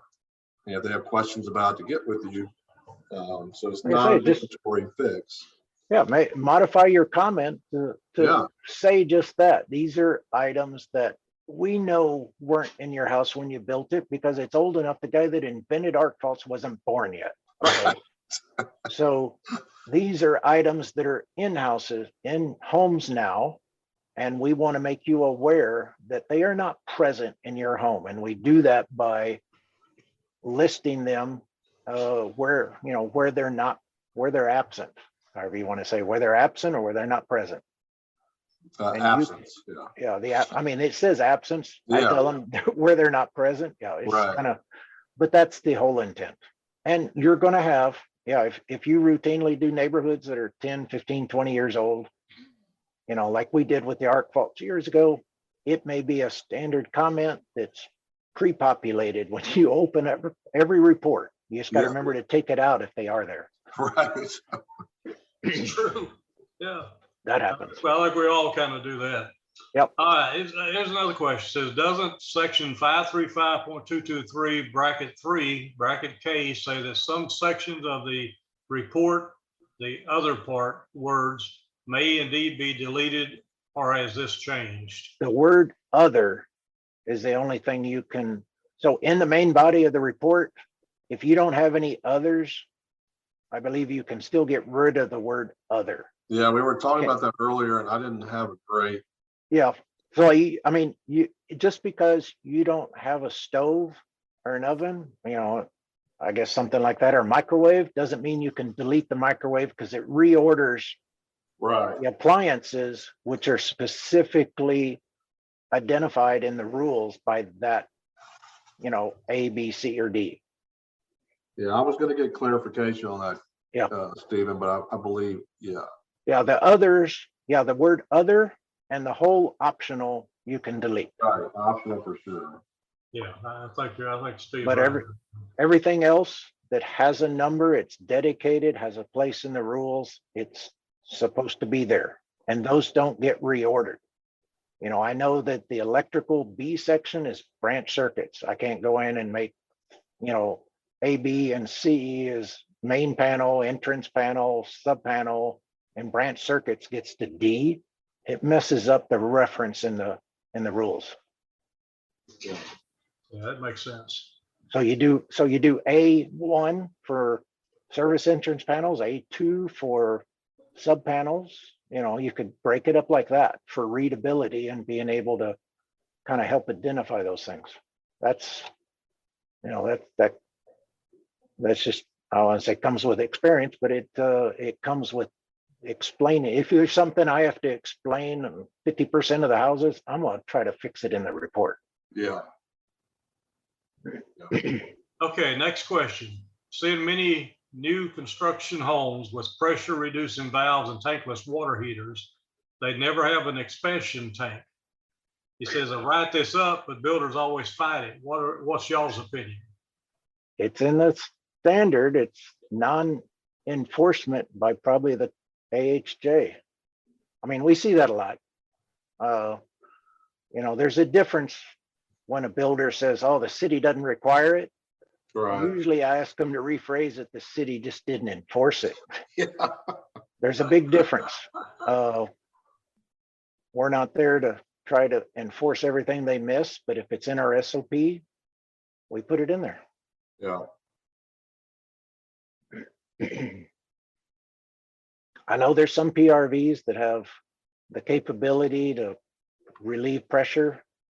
It's really hard to figure those out without digging them up and looking at the data plate. So they just kind of said expansion tanks.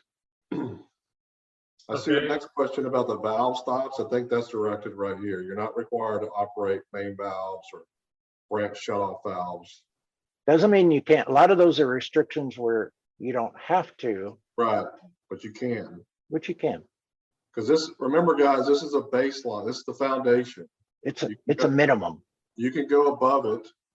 If you go below it, you got to tell them. If you go above it, you know, you just need to be competent. So. And a lot of times you wish you hadn't gone above whenever you do. I know. All right, says, can you advise a client in the service agreement or pre-inspection email that you're not going to say not walk the roof, or do you have to verbally inform them? In writing, I think it is a good practice. Do you routinely not walk the roof? I've run across an inspector who doesn't walk any roofs, and he tells the client he's just too old. I don't do roofs. Yeah. And that Stop would talking about me, Steve. I didn't want to give any names, but that would qualify with a new trigger on, you know, before you know, at first contact, before you do the inspection, your client needs to know you don't do roofs because it might be very important to them. Exactly. The question was talking about the service agreement is, I would probably do it in the body of the email and the service agreement if you want to, just to make sure that you have some kind of, you know, evidence that you did notify them in case they ever generated a complaint. Staff gave some examples yesterday that I thought were maybe on the fringe of, you know, on your website. I don't walk roofs. Oh, really? Yeah, I was kind of, well, I don't think that everybody reads the website or something, but in the contract, in the inspection agreement would be ideally place to put it, but not, inspection agreements aren't required by TREC. So I know people that don't have inspection agreements. You just got to have some other way to make sure they know. Yeah. Now it doesn't require, you know, you could tell them verbally, it doesn't mean you have to get a response that they understand it. That was specifically, you know, there's not a, you know, a requirement for them to respond. But if you have it in your inspection agreement and they sign your inspection agreement, and it's not because it's like number 4 font somewhere hidden in somewhere, that basically would meet the intent of the standard. Good. Speaking of inspection agreements, I want to tell everybody January the 29th from 9 a.m. to 11 a.m.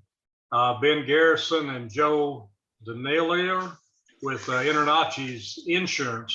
They're going to be discussing insurance for inspectors, claims, inspection agreements, seller's complaints, Yeah.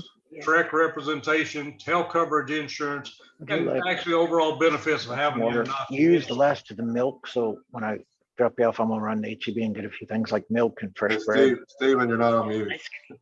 And where Hi, the, Steve, you like have that fun, birthday man. cake one or whatever it is? Okay. Let's see if we can. And Steven, I might just buy a few of them because it's easier to use. And you get out as much as you want or as little as you want. Bye, Steve. Steven, All right. Someone's asking, can we get the pocket SOP for the 7E REI 7-6? yeah, TREC's working on that, so they'll have that out. There was, looks like, some questions about it causing damage for the TPE valve. A lot easier. You know, we use the term, you Hey, know, Steve, you need to mute yourself. Steven. So we use a term, you know, if it failed during inspection, so, or failed during testing. So if we're testing a bathtub on the second floor and we pull the stopper and it starts to leak into the ceiling, no one's excited about that, but it's not something that we negligently did to cause that water to overflow. You know, if it leaks in the drain. So it's always a conversation. Anybody can claim, you know, come after you for whatever. But typically on the water heater, if it continues to leak afterwards, it'd be something you would want to notify everybody involved in. But I don't necessarily feel like that you know, personally, I don't think you're liable, but I think anybody can say you're liable for anything. I mean, the sellers are never excited about having us in their houses, and they're blaming us for problems all the time anyway. So Yeah, well, if you're gonna trip that thing, you better know where the exit is and make sure the pipe's connected before you off that little lever. Otherwise, you can run into that. Yeah, you got to be very careful. I've replaced a ton of them. I have a inspector asking, can you add items to the report form that are not listed in the SOP? You can put it in the other. Yeah, that's kind of what the other's for. So if you had electrical stuff you want to talk about, surround sound or whatever, you can put it here. You know, anything extra, or if you feel like it's, you know, something really obscure or whatever, you want to put it in the optional section under other. Mosquito, you know, mosquito systems. I see people talking about that in here sometimes. I know that you have to be licensed as pest control, but TDA, as far as I know, doesn't have an inspection form for mosquito systems. So, you know, I think people put a lot of stuff in the other. Yeah, I've got another that has, you know, cabinets or something like that. Yeah. Yeah, I think what the question was asked is, like we have others, can that be changed and you put whatever, say, outdoor or whatever, rename it and add another one instead of just G, you go down the alphabet, adding a couple other lines. Can they do that on the report? I think the conversation was, yes, if you're talking about things that are above the SOP, because everything in the SOP has a section. But if it's not in the SOP, then yes, the idea is you add it at the end and you keep the alpha sequence going. You just can't pull something out of a section that's in the SOP and give it its own new one. It would be a sub of wherever it's at. Yeah. Someone asked, I don't remember if we answered that or not, can we get the pocket version of the 7-6? That is being done. TREC is working on that. They actually printed when they're going to be available, but they should be pretty quick from what I understand. Yeah, I think they actually printed it for the conference and then they found some errors. And rather than try to give it out and tell everybody what the errors were, they pulled it, they're reprinting it, and they may have it reprinted. So they're working on a distribution system to give them to everybody that wants them at no cost. And some of it might be through the association. Some of it might be just ask for it on the website. They just got to figure out how they're going to do that. But I believe they were supposed to be printed this last week. Yeah. the They corrected. had hoped to have them ready for our convention, but it just didn't happen in that time. So we He didn't did get it. print, he did print some, and then they found errors that went, we probably shouldn't be giving these out. They were typo errors, that changes, and some typos that just didn't come out right. And they're also gonna, I think they're still gonna put a printable one on the website. So if you want to print it yourself, you can. Good. It says, can you please clarify can we inspect one item such as a roof or foundation and not use the TREC report form? Yes. Beginning of the SO, yeah. Where are we at? Where it talks about single item. I think it's at the end. Because I know you don't have to, like on a reinspect. Well, it talks about single item inspections. It's after departure. I guess before departure. It's called single item. There we go. Let's see. Find it. No, not yet. Departure enforcement. It was a protocol for single item. I just printed. That's why I'm going through these pages. I just printed one because I didn't want to scroll through.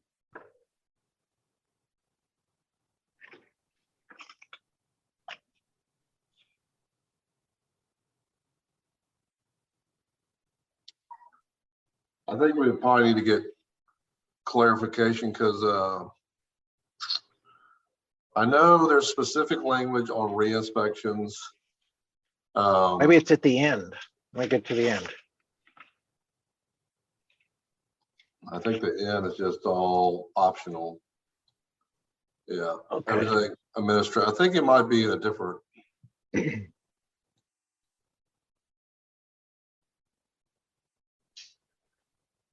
Yeah, I thought, yeah, I need to find it. I believe it was at the end, but I mean, we created that single inspection, and it actually gave examples of what it would be. And it would be in a single item, like in the report form, say in the structural part of the report form, you've got what foundation, drainage and grading, roof covering. Each one of those is considered a single item. So if I did roof covering or roof, okay. If I did just ceilings and floors, the idea is each one of those is considered a single item, and you could do it without using the form if you wanted. And we'll find the reference for that. Yeah. Someone's asking if the SOP that was on the TREC website had the lines drawn through the section that was deleted and all. Is that still available? I don't believe the red line. Yeah. I don't believe so. Oh, it is in the minutes. So if you go to meetings, you go to the drop-down menu on the far right on meetings, and you go back to one of the meetings like last spring, and the materials for those meetings has the red line copy showing what was struck, what was changed. And if you get the one that probably goes to the TREC commission, that's the one that got approved with the most recent changes. And that's the one they took out all the line throughs and we're looking at here. So we got about 10. I was just going to skim through here because we didn't hit everything. I was just going to hit the few items we didn't talk about real quick, and I've got to go. I've got to take somebody to a therapy appointment. It starts in 12 minutes. Okay. Have fun, Steve. Thank you. Appreciate it, Steve. Okay. All right. So I'm just going to skim through these, and I know this might generate some questions, but if we run out of time, you can email or whatever. We did some stuff with the doors. So we separated this out because it used to read. It was kind of a run-on sentence. So we separated these into bullet points, basically, for separation between a attached garage and a living space. And then we also put on there, we added the self-closing mechanism because that device, that wasn't in there in the past on the SOPs. Down here we added. So you're telling me that the garage door from the garage going into the house has to have some type of closing device. Yes, once it's open, it closes itself. Correct. Just those, for those clarification. annoying springs. Yeah. And then we put all the bullet points in here on how the door has to be constructed for fire rating. The bullet points were always in there. It was just in a sentence that didn't make a lot of sense, so we just clarified. We had the fall protection. We talked about that. That's and then we added, you know, in the fireplace section, we did this in every gas fixture, everything that can have gas in it. We added where is the fireplace? Here we go. We added the comment about a gas fixture. So a gas fixture, got to report deficiencies in a gas fixture installed in the fireplace not associated with the gas distribution system. We added that verbiage in almost every section that has could have a gas appliance. We added the 250. We just changed 240 to 250 to reflect what the code reads. We listed out all the locations of the GFCIs. To bring it up. Just so people know how to test that 240 or 250 volt for like the dryer. Yes, sir. What type of tool or instrument do they need, Shawn? Well, again, like we're not specifying the tools in here, but like what I use is just a little pigtail, you know, just to check to make sure there's power there. We wanted to make sure the inspectors didn't have to check for polarity or do a lot of detailed testing on the 250. You just got to make sure there's power there. So I think it's because that one's talking about trip ties. That's the that little thing you use, the same thing I use too. It's a very inexpensive little thing. It's got a little light on the end of it that says it's hot or not. And 2 wires, you stick them in and find that you've got the 240. Yeah, and they're cheap. So initially we put the 250 in with this, but this one talks about with the 125 volt receptacles, determining presence of power, correct polarity, presence of grounding. We didn't want the inspector to have to do that with a 250. So we just said, okay, if there's a dryer receptacle, there's no dryer there. You just need to check to determine the presence of power. And we're not going to get involved in all the polarity or if the neutral's separated and all that as far as the SOPs go. Because that came again out of an inspector that was disciplined for not checking one. So we felt like we need to address it in the new standards update.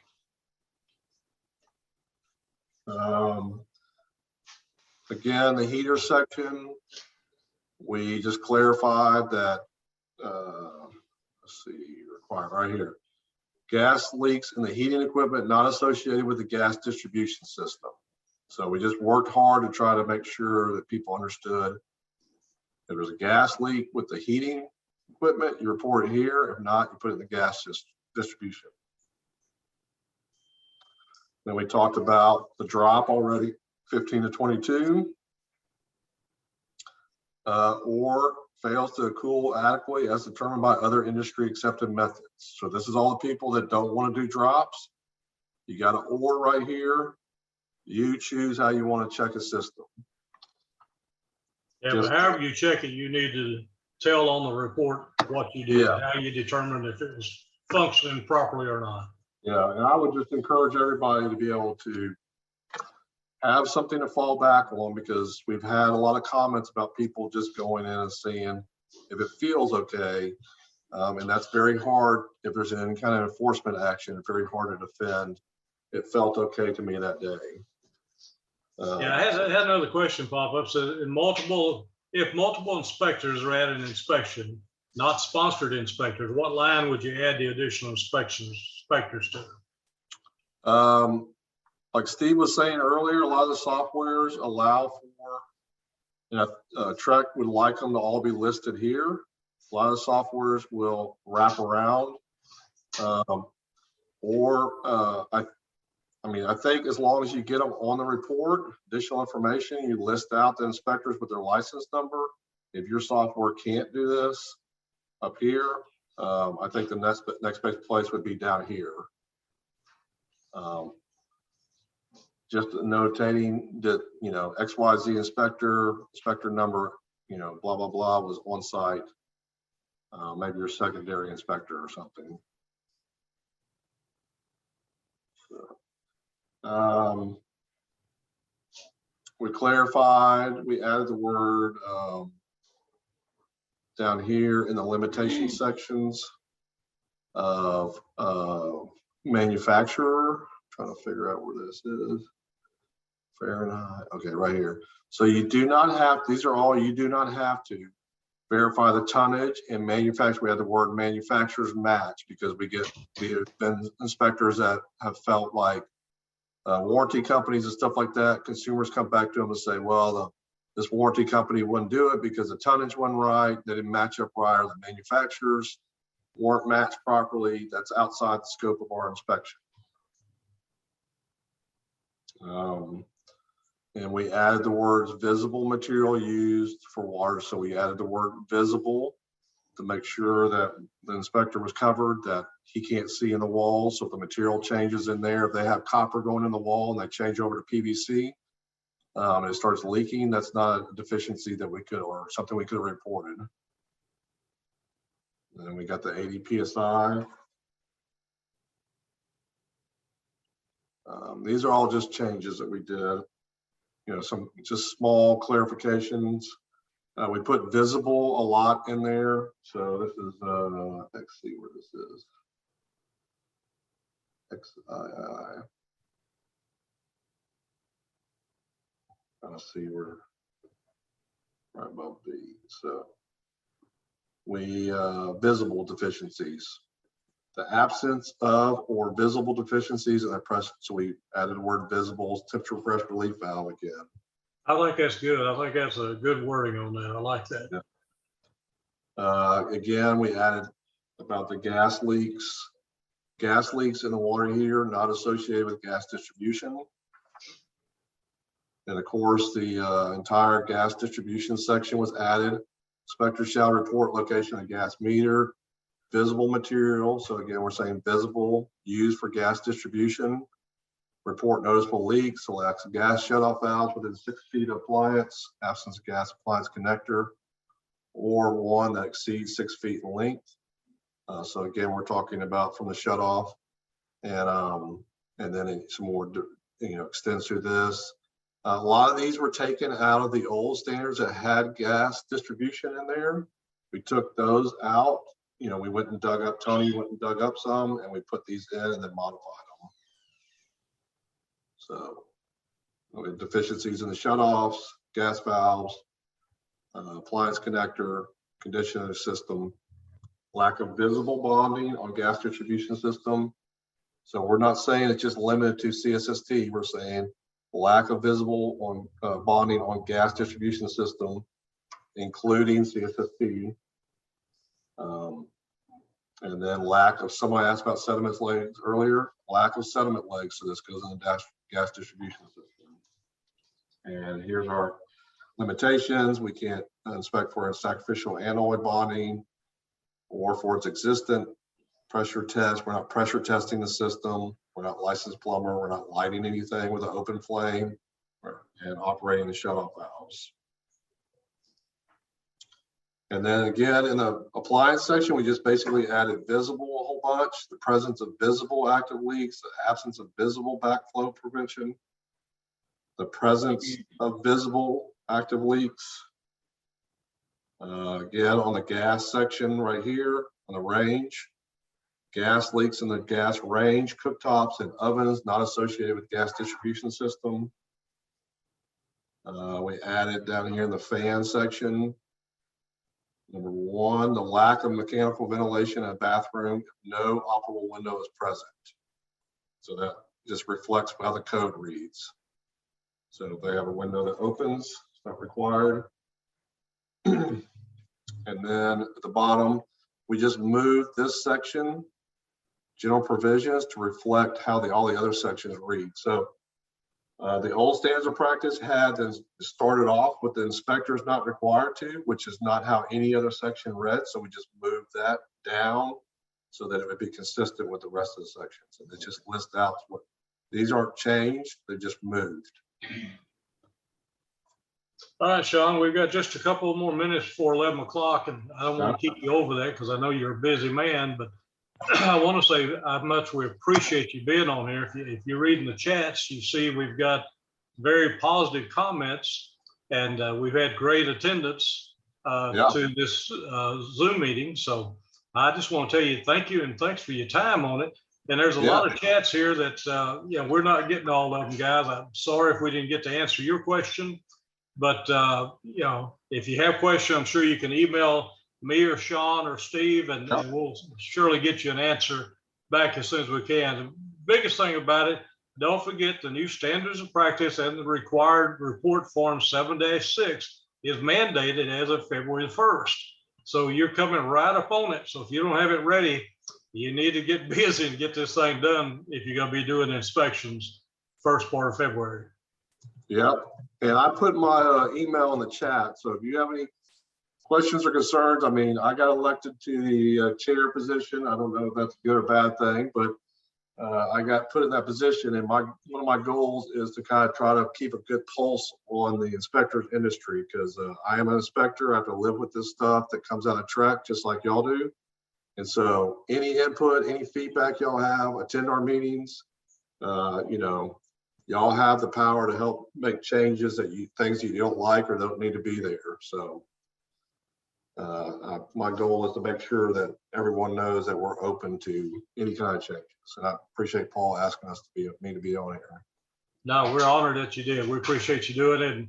And I hope that the inspection members across the state with TPREIA and InterNACHI will join in and help you guys with wherever we can on it. So please attend the meetings. A lot of these things will be live. We can stream them and watch them on your computer or your smartphone. So, there's not an excuse not to participate. We'd love to have everyone participate because, they're always looking for new people to serve on the IAC committee. And, so if you're interested in doing something like that, get with Shawn and, express your feelings, and, maybe it'll happen for you.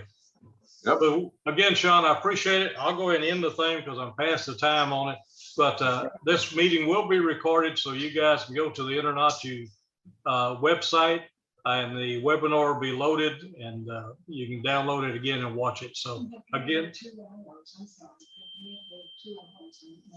and Brenda's telling me that you can, even though this was not a TREC approved continued ed class, you can add these 2 hours to your InterNACHI education log. So they are acceptable for that means. So, all right. I appreciate all of you being here. Thank you very much. Thanks, God Paul. bless all of you.